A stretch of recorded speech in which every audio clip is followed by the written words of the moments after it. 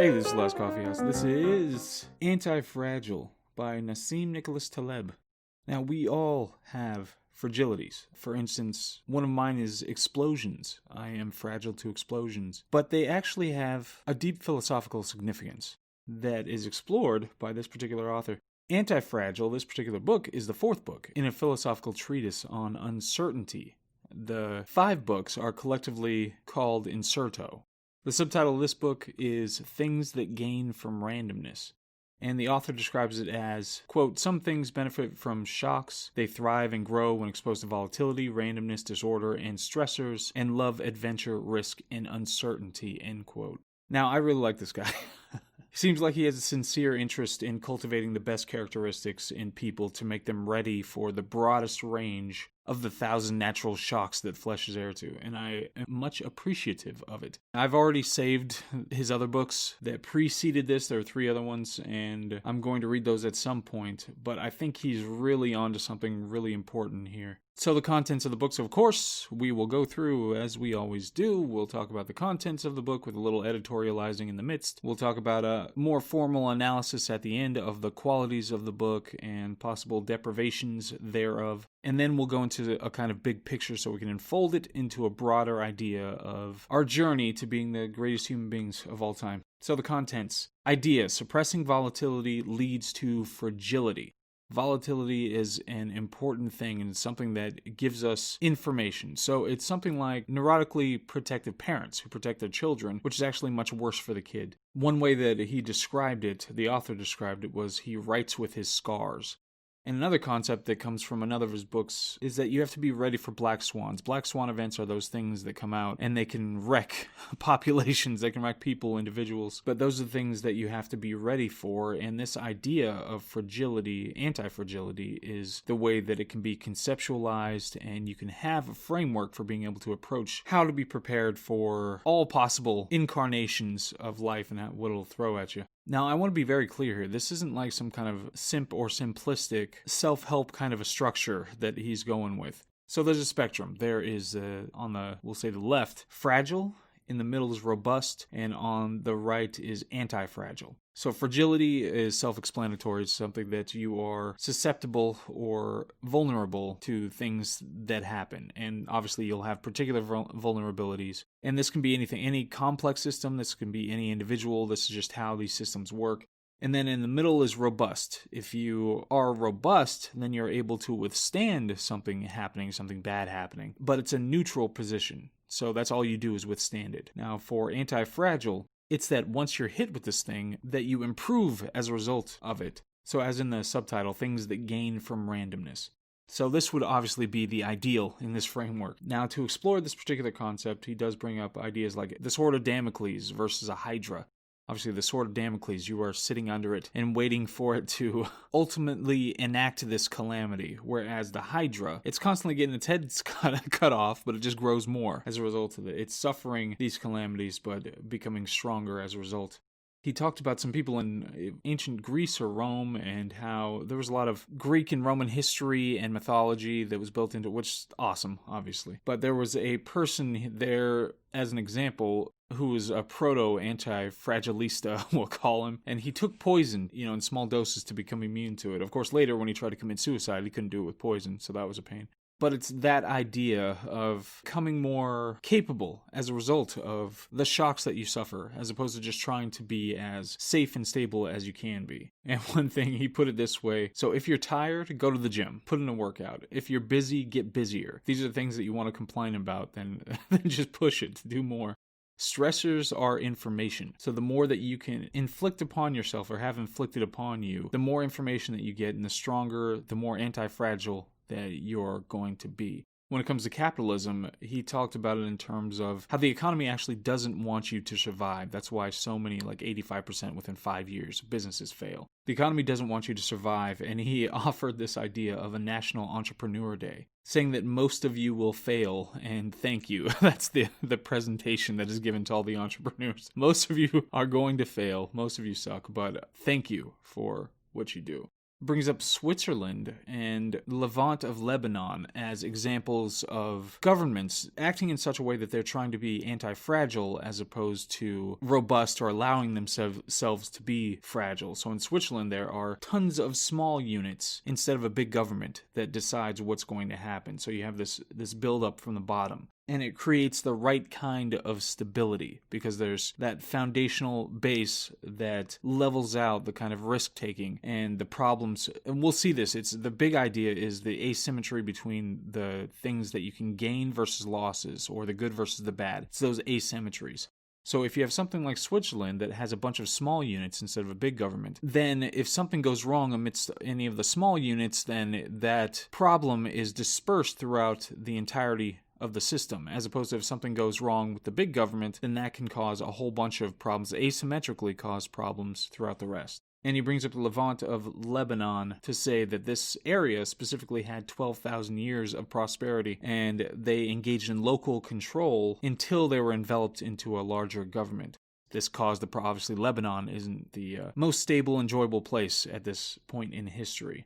And obviously in America, and this is me talking, we have that kind of a proximate situation that is trying to be overturned. We have a republic, not a democracy, so we have a bunch of states and localities within those states that make a bunch of the decisions. And we read multiple books, I know, that have talked about how localities need to be making these decisions because they're more plugged in to what's necessary in these local areas. But of course, there's an attempt, a dramatic attempt by a lot of politicians to overturn this whole idea and make it more centralized. So the origin of financial crises is discussed. And here, what you need to think of is that small changes become catastrophes. And again, it's the asymmetry.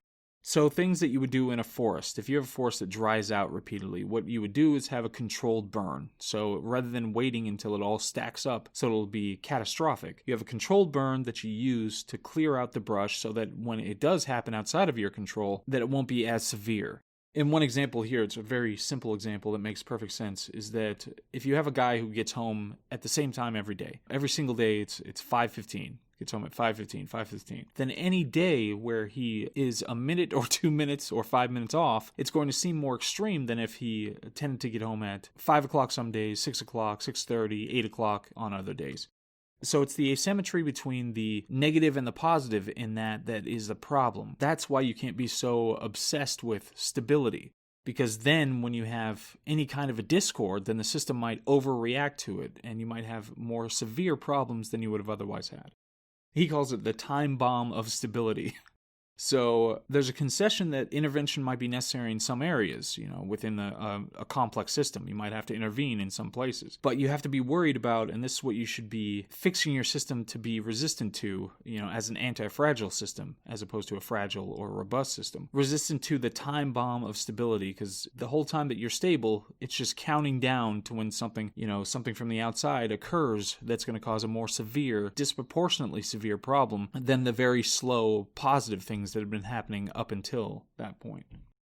Predictions are a problem. There's a danger in predictions, and he wants to use a non-predictor method. So predictions lead to more risk-taking. When you have predictions, not only are they often wrong, but they have a kind of observer effect on the way that things actually occur thereafter. And you have people who are more inclined to take risks and bigger risks because they have these predictions that they can rely on or say that they rely on.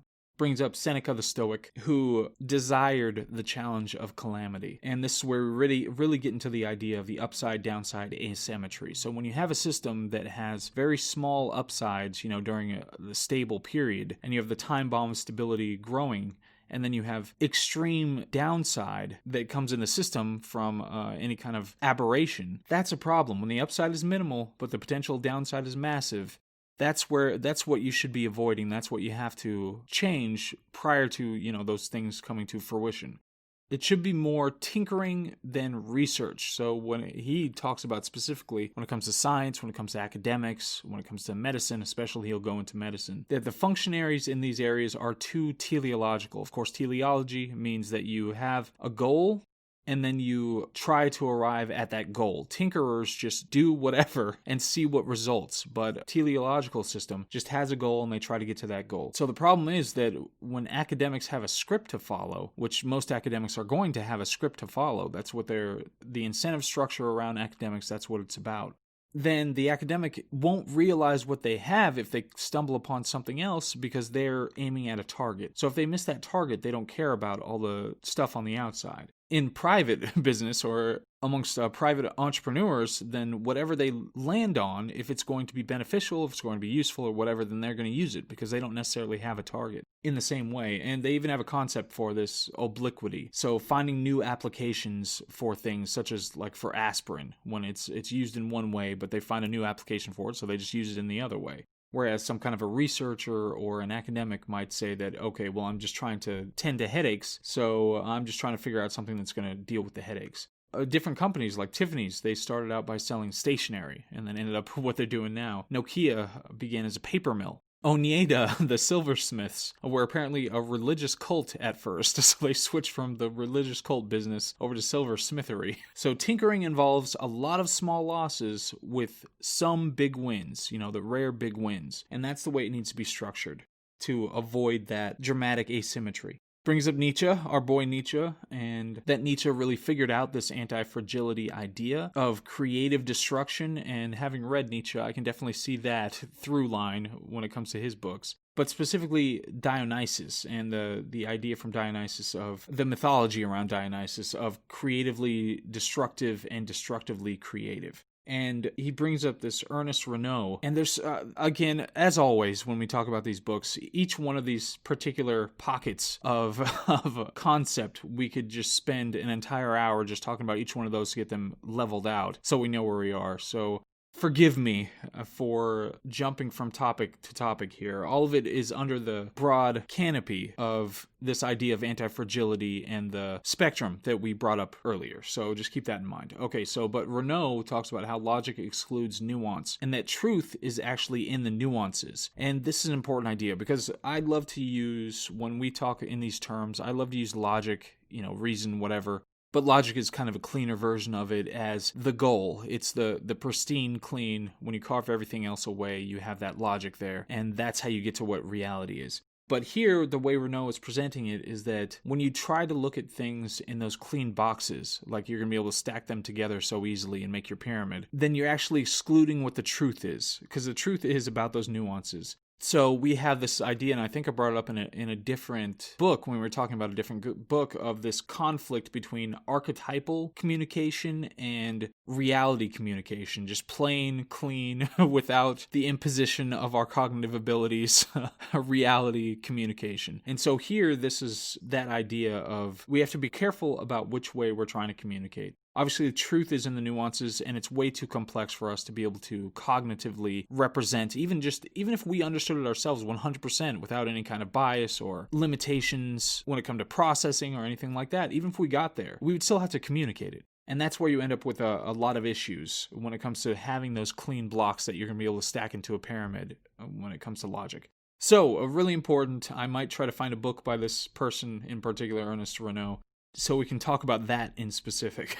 But anyway, so fragility versus probability. This is an important distinction, and it's something that, again, probably need a book just talking about this in particular. I'm going to read this book again. I'm not sure how this is going to structure when it comes to being able to rediscuss these concepts, but again, we might have to do just a discussion of the book after the book, so we lay these things out and then be able to discuss those in the future, especially if I can get some more direct engagement with people who are also reading these books. If I have some forum for that, I'm terrible with this stuff, social media and the like, so I don't know how the best way to do that, but if I can get more engagement about these books, then we can have, hear the comments, hear the discussions that were had about the book, and this is the second episode on it, so we can really just discuss it. Anyway, but fragility versus probability. So the author talks about fragility and anti-fragility and isn't a fan of probability as a method for making these determinations. And brings up this concept of a terrorist on a plane. So we do all these checks, when it comes to getting on planes. We have multiple levels of checking people. We have all the surveillance and all sorts of things that are supposed to protect us from allowing terrorists to get on planes. Do we actually think that there are many terrorists that are getting on these planes with all the number of planes that we have on any given day? No, we don't. We don't actually think probabilistically that there are a bunch of terrorists on these planes. but we're extremely fragile to terrorism. So there's an asymmetry there, that we have tons of failures when it comes to checking hundreds of thousands of people who are trying to get onto an airplane who don't have anything to do with terrorism. But we're so fragile to terrorism that because it has such an asymmetric damage that it can do, that we do these things to make sure that it doesn't happen. So it's a difference between the fragility analysis versus the probability analysis. Not just thinking, okay, what's the probability that a terrorist is getting on today? Because if 364 days a year a terrorist doesn't get on, we'll just get rid of all the security. We don't need it. If we're just thinking in probabilistic terms. So the author says that there are ways that we can modify our exposure and learn to get out of trouble in this way. And again, the asymmetry, there's this non-linearity, just sticking with planes for a little bit and flights in general. If a flight is early, it's only going to be slightly early. When we talk about all the flights in all the countries around the world, when it's early, it's just slightly early. It's 5, 15 minutes, whatever. But when you have a delay, it can be a massive delay. It can be hours, it could be days of delay for a plane to arrive. And this is something that happens with most anything that's complex. Any complex system, you're going to have this asymmetry that you have to deal with. Governments especially, they underestimate costs, and they have this confidence bias, and then they end up overspending whatever their costs were. And this could, of course, just be a matter of a complex system engaging in the same process, or this could be just the kind of corruption that governments engage in, where they say, oh no, we need this much, so give me that much, but I know you're going to give me more anyway, so I'll just take it. I'll underbid and then take more when I need it later anyway. When it comes to trading, like trading on the stock market, errors with humans that are made by humans are smaller and they're more distributed over the system. But computers, this is something we have to deal with more recently. Computers can have massive errors, and this can lead to tens of millions of dollars being lost in a few seconds because of the way computers function. So it's something you have to pay attention to. Another example is overfishing tuna. This can undermine ecosystems and cause huge problems, but hunter-gatherers historically, what they would do is they just switch to a different resource. If they went after too much tuna for one day, then they'd go after squirrels the next one or something like that.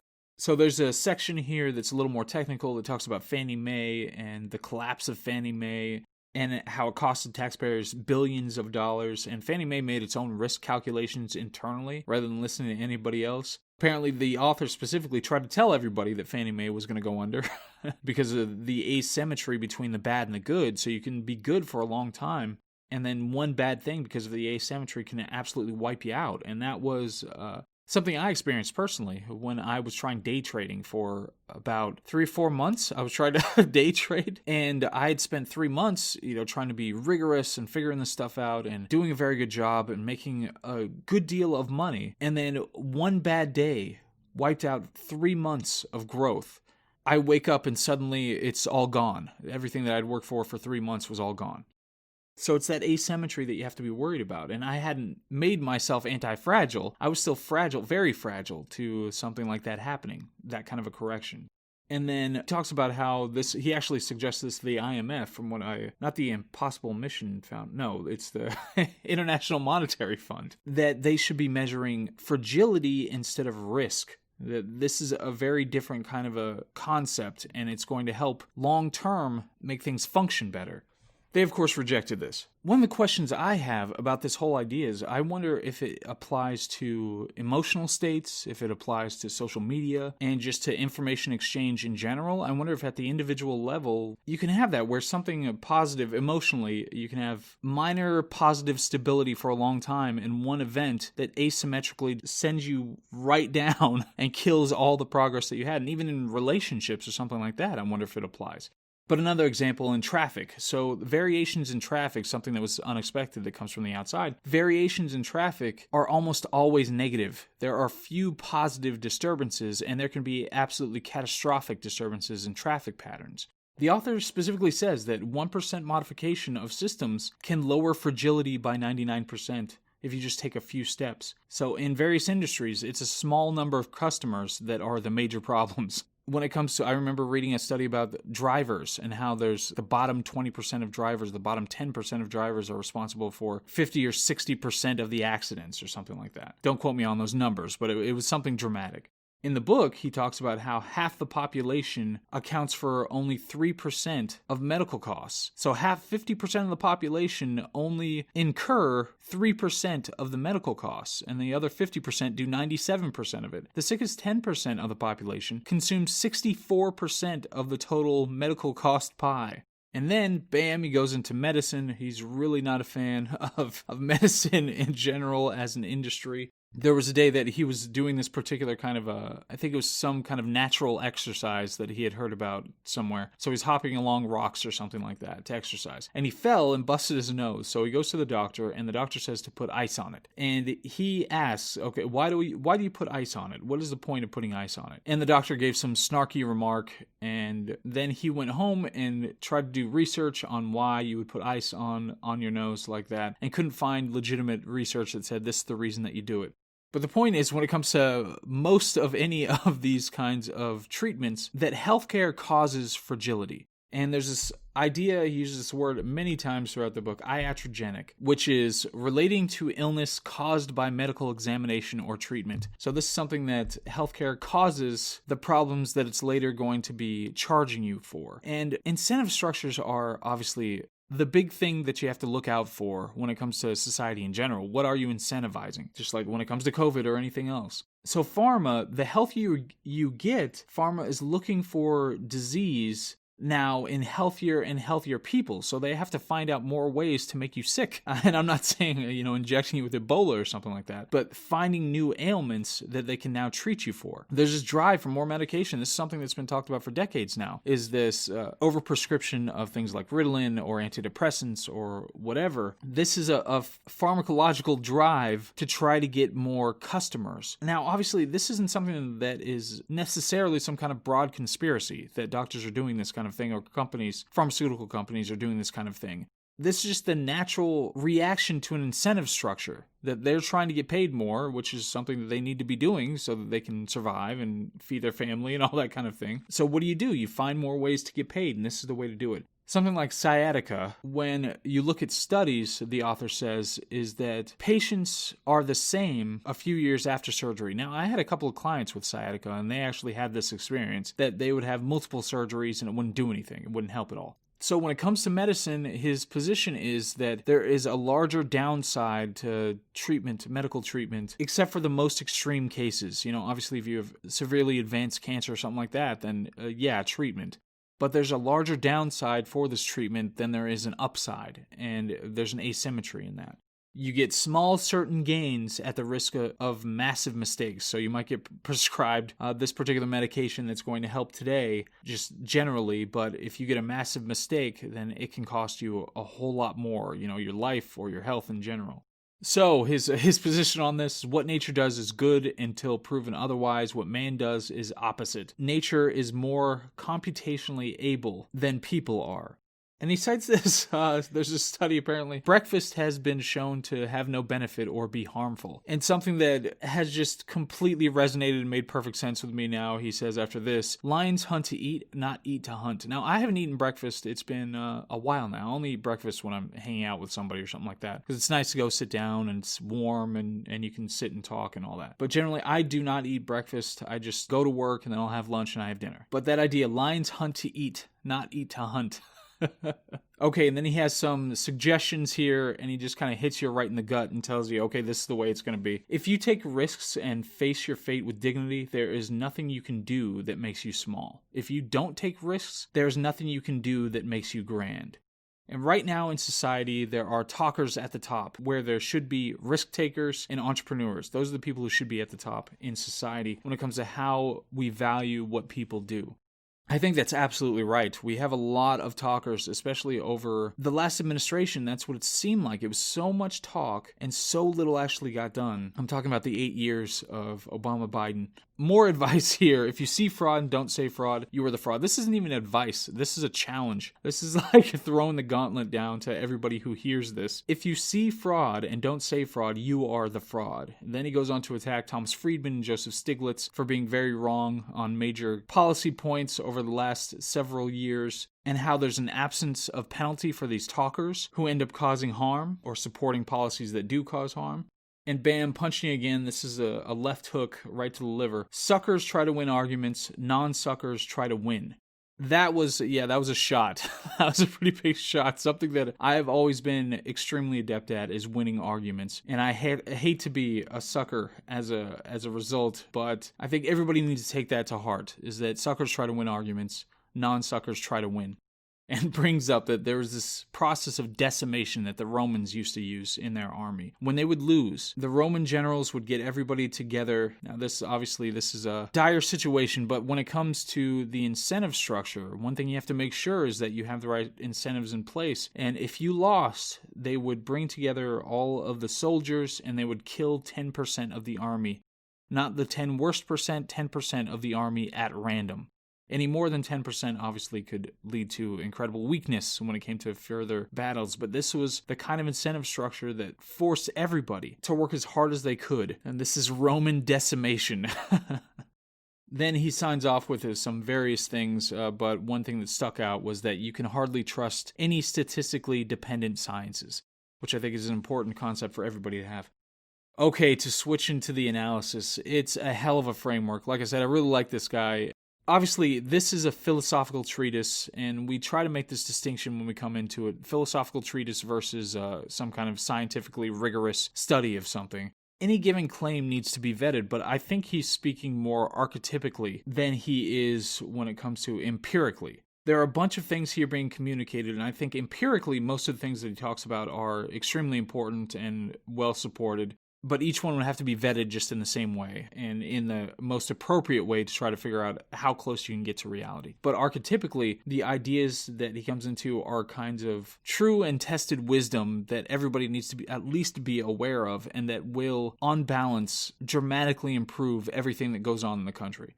This big idea of antifragility and seeking to limit fragility rather than trying to make things more safe and stable. And the controlled burn idea when it comes to everything, when it comes to society, economy, your relationships, you as a human being. I think it's extremely important, extremely useful. And nature spent 4 billion years figuring this stuff out, and I love how we just, with our hubris, try to stroll in and pretend like we know better. But big picture-wise, this has turned into a mammoth of an episode. I apologize for that. But I've only been doing like one book a week now, so maybe it just makes sense to have larger episodes. So big picture-wise, I think this concept is applicable in everything when it comes to gender roles in society and the kinds of negative effects that we've had as a result of attacking those left and right when it comes to hate speech on social media. Again, the fragility, robustness, anti-fragility, and the fact that how much better things would be if we had a concept of anti-fragility as opposed to this coddling idea that is trying to be foisted on us. You know, failure on tests and bad grades, these are things that students are being inoculated against by getting rid of them, by making it so you can't fail students who do a really poor job. Or getting fired, inability to pay bills, these kinds of extra stressors that can lead people to make better decisions or do better things that we try to take away and that can sap motivation if they have some kind of inoculation on the other side. Peanut allergies. I think the book that we originally talked about this, what was that? That was Irreversible Damage. Did she talk about those?